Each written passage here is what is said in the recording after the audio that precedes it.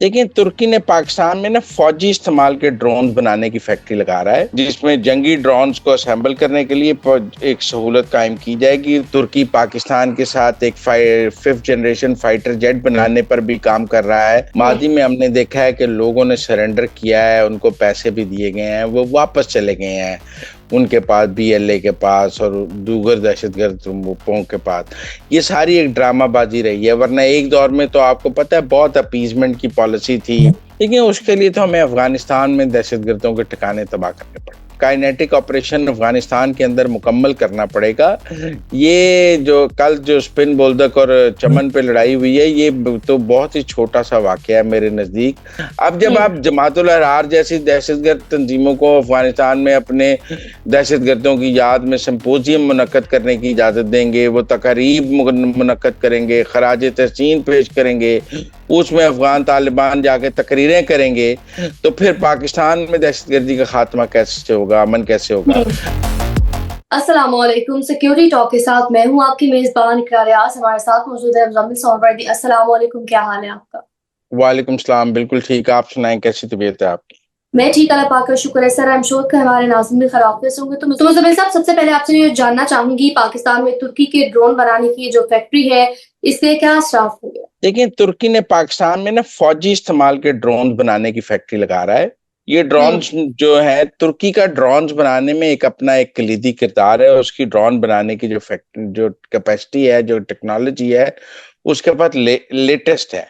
اور جو تھی نا آذربائیجان اور ارمینیا کی لڑائی، اس میں ترکی کے ڈرونز نے ایک بڑی کامیابی میں ایک بڑا کردار ادا کیا تھا۔ جو آذربائیجان کو ڈرونز دیے تھے ترکی نے، وہ ان کی جیت میں اس نے ایک بڑا کردار ادا کیا تھا۔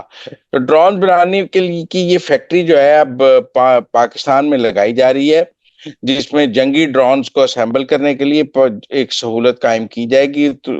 اور یہ جو سہولت ہے نا، یہ مکمل مینوفیکچرنگ ہے، اسمبلنگ ہے اس میں، اور جو ٹیکنالوجی ٹرانسفر بھی شامل ہے۔ اس کے بعد پاکستان جو ہے خود کفیل ہو جائے گا ڈرونز میں، اور پاکستان جو جنگی ڈرونز ہیں، اور جو آپ کو پتہ ہے ایران اسرائیل جنگ میں بھی ایران نے بھی ڈرونز بہت یوز کیے تھے، تو ترکی جو ہے ڈرونز کی ایک بہت بڑی ٹیکنالوجی ٹرانسفر کرنے لگا ہے اور پاکستان میں فیکٹری لگانے لگا ہے۔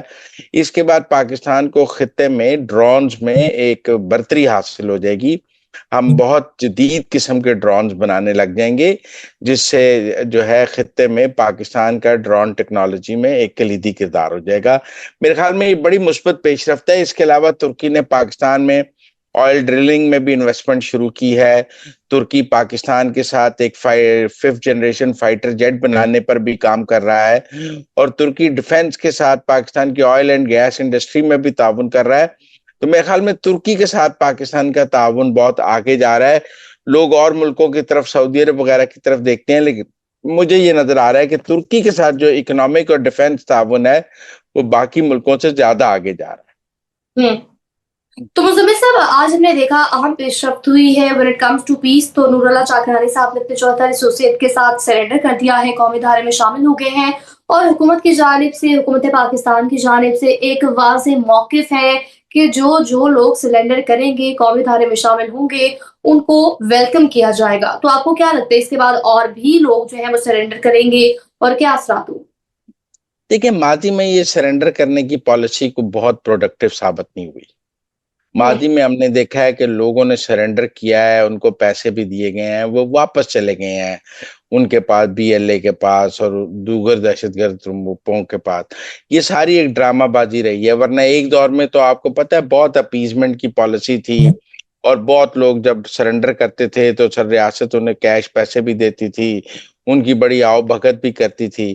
میں سمجھتا ہوں کہ پھر درمیان میں یہ آیا کہ جب ہم یہ کہتے ہیں کہ ہم دہشت گردوں سے کوئی مذاکرات نہیں کریں گے، ان سے کوئی رعایت نہیں دیں گے، تو پھر ٹیکنیکلی یہ سرنڈر کر کے عام معافی کا کیا تک ہے؟ مجھے نہیں سمجھ آتا۔ دیکھیں، یہ سرنڈر کرنا ہے، جو سرنڈر کرتا ہے اس کے ساتھ قانون کے مطابق سلوک ہونا چاہیے۔ آپ یہ سرنڈر کی ایک سیریمنی بناتے ہیں، اس کی ویڈیو فوٹیج بناتے ہیں، پھر اس کو دکھاتے ہیں کہ اس نے سرنڈر کر دیا ہے، وہ 2 بندوقیں نیچے رکھتا ہے، ریاست تالی بجاتی ہے۔ میں اس کو ایک ڈرامے سے زیادہ کچھ نہیں سمجھتا۔ اب ماضی میں جتنوں نے سرنڈر کیا ہے وہ واپس گئے ہیں، کاؤنٹر پروڈکٹیو ہوا ہے۔ جب کوئی سمجھتا ہے کہ اس کے پاس وسائل کم ہو گئے ہیں، جب وہ سمجھتا ہے کہ اس کے پاس لڑنے کے لیے جگہ نہیں ہے، یا سیکورٹی فورسز نے اسے گھیر لیا ہے یا کچھ ہے، تو وہ سرنڈر کی طرف چلا جاتا ہے۔ نہیں، ہمیں گرفتار کرنا چاہیے، قانون کے مطابق سزا دینی چاہیے۔ یہ سرنڈر کیا ہوتا ہے؟ ایک آدمی دہشت گرد پہنچ گیا اور تو پھر سرنڈر کرنے کی کیا بات ہے؟ تو مجھے تو یہ کوئی بات اتنی پسند نہیں آئی۔ مجھے تو میں سمجھتا ہوں یہ ریاست کی کمزوری کی نشانی ہے۔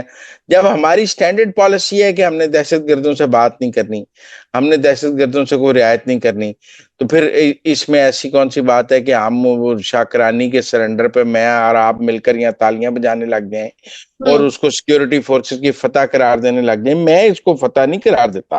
میرے خیال میں اس کا قانون میں کوئی جواز موجود نہیں ہے، اور اس کی میں کوئی اس کو ٹیکنیکلی آپ کے سامنے معذرت کے ساتھ میں اس کو کوئی ٹھیک بات سمجھتا بھی نہیں۔ تو مظہر صاحب، آپ کے جواب کے بعد سمپل ایک بات جاننا چاہوں گی۔ ہم دیکھ رہے ہیں کہ پاکستانی قوم، پاکستانی افواج شانہ بشانہ کھڑی ہیں ایک ساتھ اور دہشت گردی کا ڈٹ کر مقابلہ کر رہے ہیں۔ تو اوور آل اگر امن کی بات کریں تو پاکستان میں امن کا قیام یقینی بنانے میں ابھی اور کتنا وقت درکار ہے؟ کب خاتمہ ہوگا دہشت گردی کے ناسور کا؟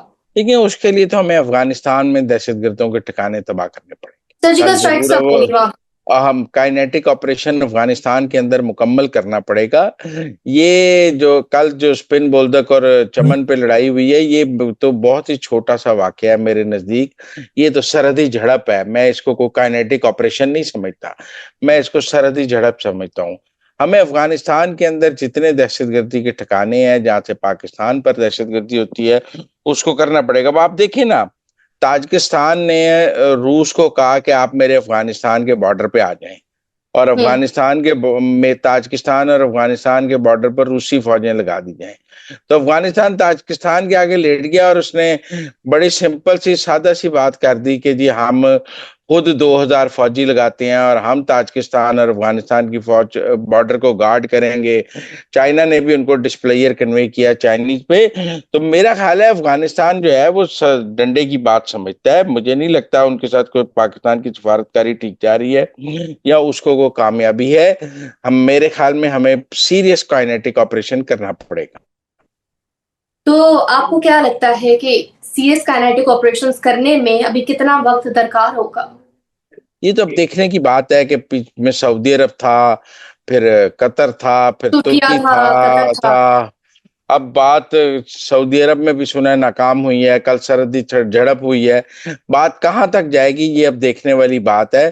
ابھی تو مجھے لگتا ہے کچھ دن اور لگیں گے، لیکن بالآخر اینڈ پاکستان کا کائنیٹک آپریشن میں ہی ہونا ہے۔ پاکستان اس کے لیے عالمی رائے عامہ ہموار کر رہا ہے۔ تو مظہر صاحب، آخر میں آپ سے جاننا چاہوں گی، جماعت الاحرار نے افغانستان میں جو سمپوزیم منعقد کیا گیا ہے، مقاصد کیا تھے اس کے پیچھے؟ دیکھیں نا، ہم افغانستان کی بات کر رہے تھے، اب آپ دیکھیں نا، جماعت الاحرار ایک ٹی ٹی پی کا ونگ ہے، ایک دہشت گرد تنظیم ہے۔ پچھلے دنوں ٹی ٹی پی پہ افغان طالبان نے کہا بھی تھا کہ ہم نے جماعت الاحرار کے 100 لوگوں کو گرفتار کر لیا ہے۔ پر آپ دیکھیں نا، جو اسلام آباد میں حالیہ جو خودکش حملہ ہوا تھا اور پشاور میں، اس کی ذمہ داری بھی جماعت الاحرار نے لی تھی۔ تو اب افغانستان سے ایسی تصاویر آئی ہیں، ایسی خبریں آئی ہیں کہ جماعت الاحرار نے اپنے لیڈر عمر خالد خوراسانی کی یاد میں ایک سمپوزیم منعقد کیا ہے، جس میں افغان طالبان کے بھی سینئر رہنماؤں نے شرکت کی ہے اور جماعت الاحرار کے بھی سینئر رہنماؤں نے شرکت کی ہے۔ اور یہ جو سمپوزیم ہے اس کی وہاں پہ افغانستان میں کوریج بھی دیکھی گئی ہے۔ اب جب آپ جماعت الاحرار جیسی دہشت گرد تنظیموں کو افغانستان میں اپنے دہشت گردوں کی یاد میں سمپوزیم منعقد کرنے کی اجازت دیں گے، وہ تقاریب منعقد کریں گے، خراج تحسین پیش کریں گے، اس میں افغان طالبان جا کے تقریریں کریں گے، تو پھر پاکستان میں دہشت گردی کا خاتمہ کیسے ہوگا، امن کیسے ہوگا؟ میرے خیال میں یہ جو جماعت الاحرار کا ایک سمپوزیم ہے، اس کا پوسٹر ہے، یہ سب پاکستان کی اس بات کا ثبوت ہے کہ افغان طالبان جو ہیں وہ دہشت گردوں کی نرسری ہیں اور ان کو تحفظ دے رہے ہیں، اور وہ باز نہیں آتے دہشت گردی کے میں وہی ملوث ہے۔ تو ناظرین، اب تک کے لیے اتنا ہی۔ آپ دیکھتے رہیے مزمل ساور دی آفیشیل یوٹیوب چینل۔ ملاقات ہوگی اگلے ولاگ میں۔ اللہ نگہبان۔